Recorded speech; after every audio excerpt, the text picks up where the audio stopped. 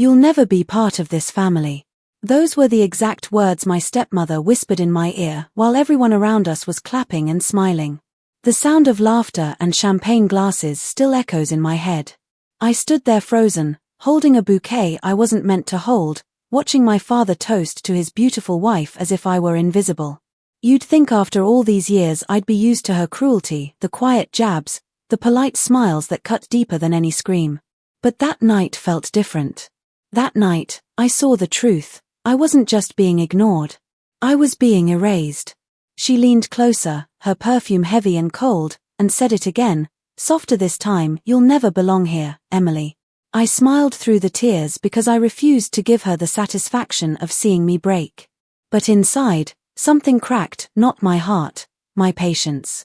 And that's when I decided if she wanted to destroy my name, she'd have to face what I knew. Because Diane had a secret, and I was done staying quiet. People say family is where you find love without question. In my house, love came with conditions and a script. Everyone played their part perfectly. My father, Robert Carter, was the proud head of the family. Diane, my stepmother, was the smiling queen beside him. And me. I was the quiet extra who didn't quite fit the frame. After my mother died, Diane moved in like a storm disguised as sunshine. She redecorated everything, the walls, the furniture, even the dinner conversations. The photos of my mother slowly disappeared, one frame at a time, replaced by polished portraits of Diane and her son, Mason. I used to tell myself it didn't matter. But it did. Every evening, we had family dinners. Diane insisted on them, said it was tradition. But those dinners always felt like an audition. She'd ask about Mason's work, his business plans, his latest trip. My father would nod proudly. Then Diane would turn to me with that polite, sharp smile. "And you, Emily? Still working at that small firm?" She said small like it was a stain. I'd force a smile. "Yes. We just closed a new client last week." "Good for you, dear," she'd reply, already turning back to Mason. The conversation moved on. My achievements never stayed in the air long enough to breathe. Sometimes, I'd catch Mason's smirk, that quiet satisfaction of being the chosen one. He once said, "You know, Mom just wants you to find your place here." I looked at him and said softly, "Maybe I already have. You just don't see it." On weekends, Diane hosted charity luncheons for her friends, elegant women who adored her for her charm and social grace. I helped behind the scenes, arranging flowers or managing invitations, never acknowledged publicly. Once, I overheard her tell a guest, "Emily's sweet, but she doesn't really understand our lifestyle." They laughed. I pretended not to hear. My father rarely noticed. He believed peace meant silence. "Don't take things personally," he'd tell me. "Diane's just particular." But I saw how he listened to her every word, how easily she guided his decisions. Even the company board started calling Mason the future of Carter Holdings. I was the founder's daughter, yet treated like a distant employee. Aunt Grace was the only one who saw through it all. "They're trying to rewrite history, Emily," she warned one afternoon. "Don't let them erase your mother's name." I nodded, pretending I was strong enough not to care. But inside, I was tired of proving I belonged to my own family. That night, I walked past the living room and heard Diane on the phone. Her tone was sweet, calculated. "Don't worry," she said. "By next month, everything will be signed under Mason's name. Robert will agree, he always does." My heart froze. "Everything?" I stepped back before she could see me. My reflection in the hallway mirror looked calm, but my pulse was racing. Something deeper was happening, and for the first time, I realized, this wasn't just about respect anymore. It was about being completely erased. When the gold-trimmed invitation arrived, I almost didn't open it. The envelope had Diane's handwriting, perfect, looping letters that always looked too elegant for anything sincere. Inside, it read, "Robert and Diane Carter cordially invite you to their 25th wedding anniversary, an evening of love, legacy, and family." Family. That word hit harder than it should have. I placed the card on the counter and stared at it for a long time. My name was printed at the very bottom, beneath "hosted by Mason Carter." It wasn't even centered, as if my presence were an afterthought. At dinner that night, Diane made the announcement with her usual smile. "It'll be a grand evening," she said. "Robert and I have so much to celebrate. Mason's new position at the firm, the expansion, the family name growing stronger." I set down my fork. "That's great," I said softly. "What should I prepare for the event?" Her eyes flickered toward me, amused. "Oh, nothing, dear. Just be there. Maybe wear something subtle. We wouldn't want attention pulled away from the family." From the family. The words hung in the air, and my father didn't even notice. Mason leaned back in his chair, grinning. "Mom says the guest list's full of business partners and board members. Big night for Dad's legacy." "Legacy?" I repeated. "Does that include my mother's shares?" The table went silent. Diane dabbed her lips with her napkin. "Emily, must we bring up paperwork during dinner?" "I just want to understand where I stand," I said, forcing calm. She tilted her head sweetly. "Of course you do. But let's focus on celebrating, not past complications." My father cleared his throat. "Emily, everything's fine. You'll have your share when the time comes." I smiled faintly. "That's what you said last year, Dad." Mason chuckled under his breath. "Maybe patience isn't your strength." That small, smug laugh broke something in me. But I stayed quiet. I had learned that silence made Diane comfortable and comfort made people careless. In the weeks leading up to the party, I noticed little things changing. My mother's portrait in the hallway was replaced with a new photo, Diane and Dad, smiling under a chandelier. When I asked about it, Diane simply said, "We needed something more current." At the office, whispers started spreading. A few colleagues asked if it was true that Mason would soon own the company. I laughed it off, but my chest tightened each time. My father had always promised the business would remain in both our names, mine and Mason's. But now, even the staff seemed to know otherwise. 2 days before the event, I overheard Diane in the study. Her voice was low but sharp. "Robert, it's time we make things official. Mason deserves what's his. Emily's not suited for this responsibility." "She's my daughter," Dad replied weakly. "Exactly why you need to protect her from failure," Diane said smoothly. "Sign it now, before she starts asking questions." My pulse quickened. Papers rustled. Then my father sighed. "Fine.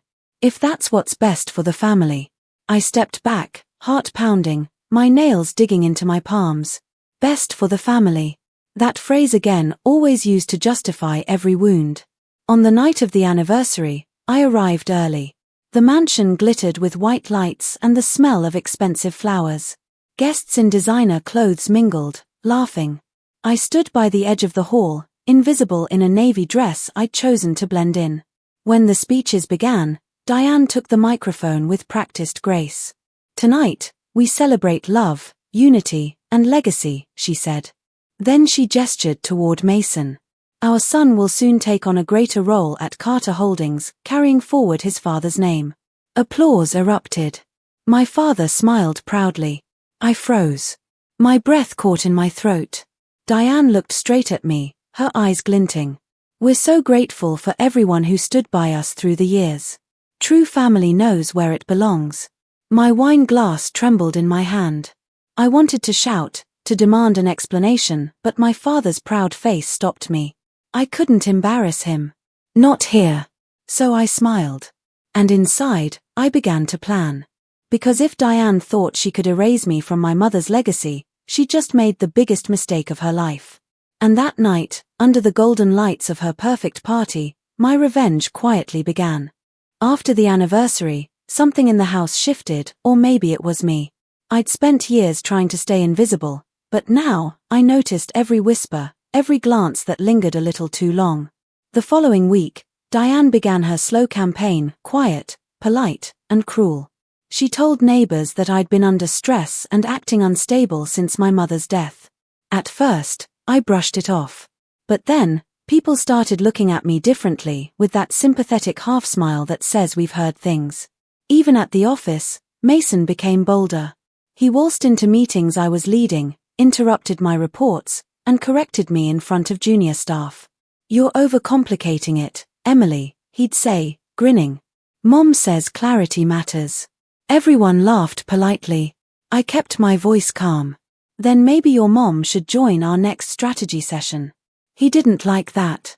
Later, he whispered near my ear, "Careful, Em. Dad's not happy with your attitude lately." I realized then Diane was spreading her poison through him. At home, the tension thickened. Family dinners turned into trials. Every move I made was questioned. Diane started commenting on my clothes, "That color doesn't flatter you, dear." Or my job, "Such long hours for such a small position." Once, when a family friend visited, Diane said, loud enough for everyone to hear, "We all try to be patient with Emily. She's just finding her way." The woman smiled at me with pity. I smiled back, pretending I hadn't just been stripped of every ounce of pride. My father never intervened. He avoided conflict like a habit. "Diane means well," he'd say. "Don't take it personally." But it was personal. Every word, every look designed to remind me that I didn't belong. One Sunday, I arrived late for brunch. Everyone was already seated. My chair, my usual place beside Dad, was gone. In its spot sat Mason. When I paused, Diane looked up, pretending surprise. "Oh, Emily, we weren't sure you were coming. There's a seat at the end." At the end. Like an afterthought. I sat down quietly, but inside, my anger was burning. I watched them laugh, toast, talk about business. My name wasn't mentioned once. Then came the cruelest blow, the charity gala invitations. The event my mother used to host, now fully under Diane's name. I had always helped organize it, but this year, my name wasn't on the committee list. When I asked Diane about it, she smiled sweetly. "We just thought you'd be too busy, dear. You know, given your situation." "My situation?" I asked. She tilted her head, pretending concern. "Oh, haven't you heard? People are saying you've been asking the company for money." I told them it wasn't true, of course, but you should be careful, rumors travel fast. Her eyes sparkled with victory. I felt my throat tighten. "You made that up," I whispered. Now, she said softly. "No one likes an emotional scene. Go rest, Emily. You look exhausted." That night, I sat alone in my car in the driveway, gripping the steering wheel until my hands hurt. I wasn't exhausted, I was done. Done being polite. Done being erased. When I stepped out, I saw the light from the study window. Diane and my father were inside, voices low. I moved closer, heart pounding. Through the glass, I saw her hand resting on his arm, her tone soft, persuasive. "Robert, it's better if Mason takes full control. Emily's not stable enough to handle responsibility. You know it." My father hesitated. Then he nodded. Slowly. Something inside me broke in silence.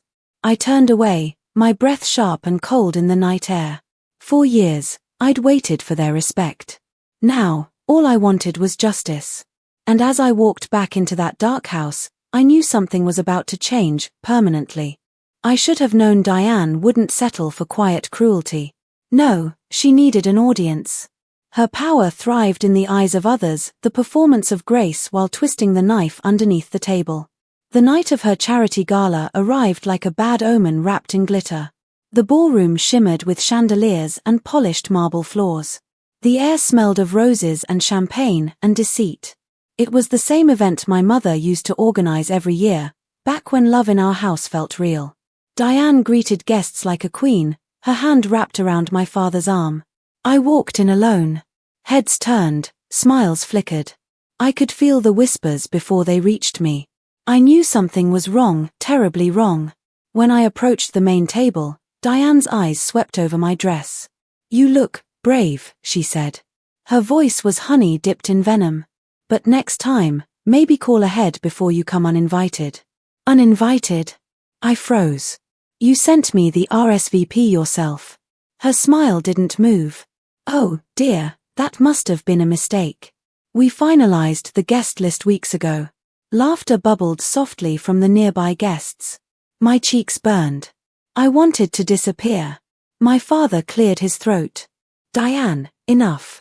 She raised a manicured hand, silencing him with a gentle touch. "It's fine, Robert. She can stay, as long as she behaves." Behaves. Like I was a child, not his daughter. I sat down quietly, forcing a smile. The music swelled, and people clinked glasses. I tried to breathe, to focus on something else. But my heart was thundering. There was something in Diane's eyes that night, a calm satisfaction, like she'd already won. Halfway through the evening, the lights dimmed. Diane took the stage, microphone in hand, all grace and poise. "Tonight," she began, "is about truth. About honoring those who represent integrity and family values." I watched her, confused. Her gaze flicked toward me for a split second, then back to the crowd. "But sometimes," she continued, "even within our own families, we face disappointment." Soft murmurs rippled across the room. She turned to the screen behind her. "We must protect our family from those who take advantage of kindness." The projector lit up. And suddenly, my face filled the screen. Messages appeared, scrolling across. Texts. Screenshots. Dozens of them, my number, my name, pleading for money from Mason. Fake messages asking for a loan, thanking him for keeping quiet. Gasps filled the hall. I couldn't breathe. My father's hand dropped from his glass. Mason smirked, pretending shock. Diane just looked heartbroken, her best performance yet. "I didn't do this," I shouted. My voice trembled, echoing in the stunned silence. "Those are fake." Diane's expression was perfectly measured, one tear glistening in the corner of her eye. "Emily, please. Let's not make this worse." "Worse?" My voice cracked. "You're lying." "Why would I?" She turned to the crowd. "She's been under a lot of pressure. We've tried to help, but she refuses to change." Every eye in the room burned into me. Pity. Judgment. Disgust. I looked at my father. He couldn't even meet my eyes. "Dad, you know I wouldn't." He stood slowly, shoulders heavy. "Emily, this isn't the time." "Not the time." The words shattered me. Laughter murmured through the hall again. Someone whispered, "Embarrassing." My chest tightened until I couldn't feel my hands. I stumbled out of the ballroom, past the polished tables, the flowers, the people who used to hug me at Christmas. Outside, the night was cold and silent. My reflection stared back at me from the glass doors, pale, broken, small. For the first time, I realized I had no one. Not my father, not the family, not even a place to stand. The humiliation was complete. They had destroyed my reputation in front of everyone who mattered. I was exactly what Diane always wanted me to be, nothing. I sat on the stone steps, my tears falling quietly onto my dress. My phone buzzed, messages from colleagues, distant relatives, all pretending to check in. Some said they were sorry. Others just wanted details. No one offered truth. I wiped my face and stared into the night. My mind replayed the images on that screen, the lies, the betrayal, the silence of the one man who should have defended me. And then, somewhere in the numbness, something changed. The trembling stopped. My tears dried. The humiliation didn't feel like an ending anymore, it felt like fuel. If Diane wanted to ruin me, she should have finished the job. Because now, I had nothing left to lose. I opened my phone, scrolling through old files, emails, documents. I remembered something, an old conversation with our family lawyer, Oliver Reed, about my mother's will. He'd mentioned a clause once, something about inheritance depending on worthiness. Diane's lies, her forged messages, they weren't just meant to hurt me. They were meant to prove I was unworthy. My blood went cold and then, hot. I looked back at the glowing ballroom, at Diane's silhouette through the glass. She was laughing again, radiant in her false triumph. And in that moment, I knew what I had to do. I whispered to myself, "You took my dignity in public, Diane. I'll take your truth the same way." That was the night my heartbreak died, and my revenge was born. After that night on the steps, I didn't sleep for 3 days. Grief turned into a steady, white-hot focus. The humiliation had stripped me, But it also cleared me. There was nothing left to lose and everything to prove. I stopped waiting for someone to fix what they had broken. I became my own answer. First, I called Oliver. His voice on the line was cautious, but when I said Diane's name, the pause told me everything I needed. "Meet me at the office at noon," he said. "Bring anything you have." I gathered hospital bills, old emails between Dad and Mom, every faded receipt and photograph that had meaning. Aunt Grace sat with me and went through boxes of my mother's things. She kept receipts the way some people keep prayers, Grace said, handing me a brittle envelope. Inside was a draft of a will, not the final signed copy, but notes that hinted at a hidden clause, a condition tied to worthiness. My hands shook so badly I dropped the paper. Oliver found the rest. Quietly, he pulled company records, bank statements, and an internal memo showing Diane's signatures on a series of transfers labeled as consulting fees. The numbers matched odd deposits into a private account tied to a shell LLC Diane had quietly set up. "It's small, subtle," Oliver whispered, "but it's there." I listened to the truth the way you listen to a pulse, steady, undeniable. Then Clara came, pale and terrified, with a detail I didn't expect. "I saw Diane with the will," she said, eyes huge. She was taking photos of the pages at the study table.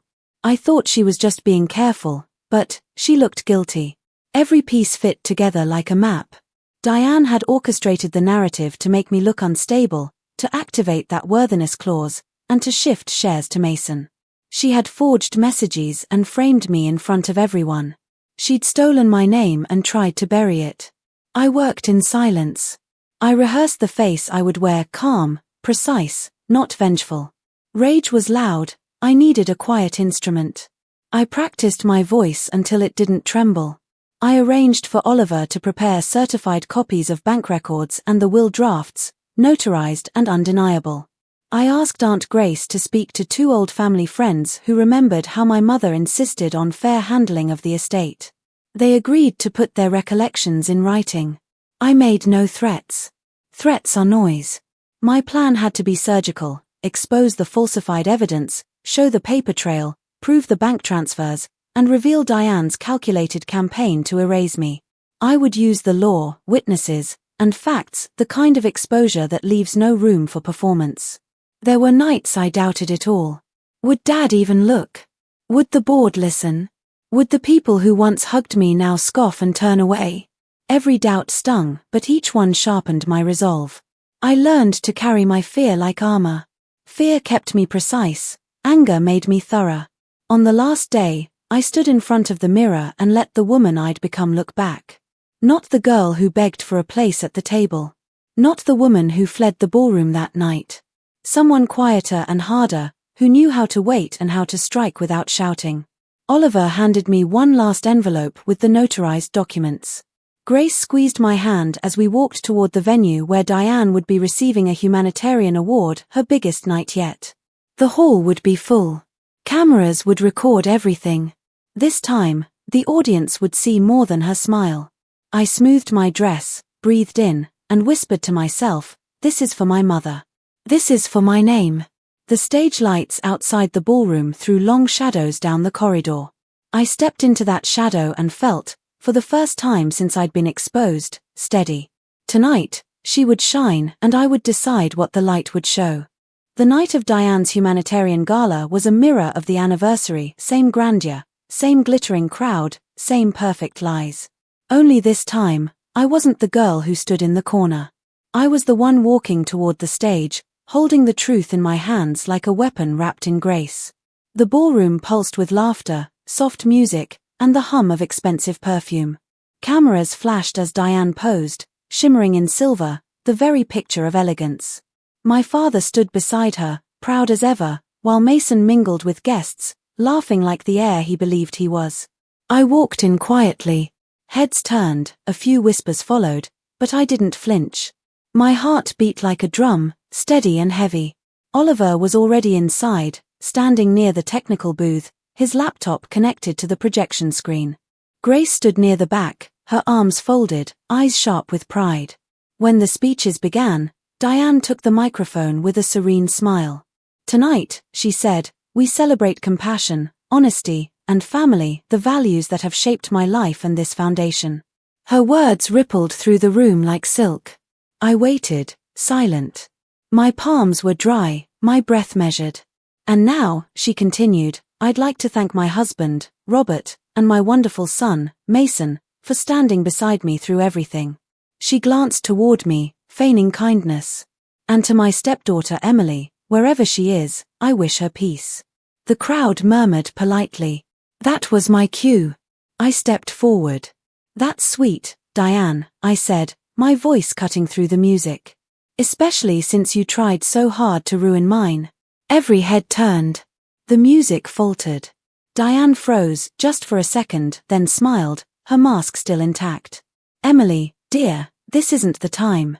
No, I said calmly, taking the stage, it's exactly the time. Oliver nodded to the technician. The screen behind Diane flickered. The crowd turned. And there under the soft light appeared copies of the documents we'd prepared, my mother's original will, the bank transfers to Diane's Shell account, and the time-stamped proof of forged text messages sent from her laptop. Gasps rippled through the hall. My father's voice trembled. What is this? I looked at him. The truth, Dad. The truth you never wanted to see. Diane's smile cracked. This is absurd. Fabricated nonsense. Oliver stepped forward, holding up a file. All verified, Mrs. Carter. Certified by the notary. Even your own bank confirmed these transfers. Mason's face turned white. Mom. Diane turned on him, desperate. Quiet, Mason. I stepped closer, my voice low but strong. You framed me, Diane. You used my phone, stole my messages, and forged texts to make me look unworthy so you could take my mother's inheritance. You humiliated me in front of everyone I loved. Diane's eyes darted wildly, looking for someone to save her. Robert, you can't believe this. My father's expression was blank, pale. Diane, those signatures. She tried to reach for him, but he stepped back. Do you remember that night, Diane? I asked quietly. When you told me I'd never be part of this family, you were right. Because this family I turned to face the crowd was built on lies. Gasps. Murmurs. Cameras flashing. Every face in the room reflected shock, disbelief, satisfaction. The perfect queen of charity was unraveling before them, her kingdom of deceit collapsing in real time. Emily, she shouted, her composure gone. You've destroyed everything. I met her eyes, calm, steady. No, Diane. You destroyed yourself. The silence that followed was deafening. My father dropped his glass, it shattered against the floor, echoing like punctuation to a 25-year lie. Diane's breathing quickened. Her hands trembled as she looked around the guests, the lights, the whispers closing in. Then she turned and stormed off the stage, her heels cracking against the marble like thunder fading into the distance. I stood there, still, the documents glowing behind me like firelight. My father looked at me, guilt swimming in his eyes. Emily. I didn't know. I know, I said quietly. That's what hurts the most. The room broke into uneasy applause, not for Diane, but for the truth finally spoken aloud. For a moment, I wasn't invisible anymore. Grace approached, placing her hand on my shoulder. Your mother would be proud, she whispered. I looked toward the door where Diane had vanished, and my chest felt lighter than it had in years. The empire she built on lies had crumbled not with violence, not with shouting, but with truth. And as the crowd's murmurs filled the air, I finally allowed myself to breathe. That night, I didn't just expose Diane. I reclaimed my name. When the last guest left the ballroom, the silence was heavier than any applause. The chandeliers still glowed, but the room felt hollow, stripped of the illusion it once carried. I stood by the doorway, watching the staff clear the tables, and for the first time in years, I didn't feel small. I didn't feel erased. I just felt free. Outside, the night air was cold and clean. My reflection in the glass doors showed a face I barely recognized, not broken, not vengeful, just steady. I had expected to feel victorious, maybe even triumphant, but what I really felt was peace. Grace joined me on the steps, her shawl wrapped around her shoulders. You did it, she said softly. You burned her mask to the ground. I smiled faintly. No, I whispered, the truth did. The days that followed were quiet but loud in their consequences. The foundation withdrew Diane's name. Her accounts were frozen pending investigation. The society that once bowed to her turned away in disgust. My father, shattered by the betrayal, moved out of their mansion and called me one morning, his voice trembling, older somehow. Emily, he said, I should have listened. I let her poison our family. I didn't respond right away. The ache in his voice was punishment enough. Dad, I finally said, you can't fix what's gone, but you can stop pretending it was ever perfect. He sighed, a sound that felt like surrender. A week later, I returned to the old house. Dust lingered in the air, and my mother's picture still hung in the hallway, slightly tilted. I straightened it gently, brushing a speck of dust from her smile. I kept my promise, I whispered. She can't hurt us anymore.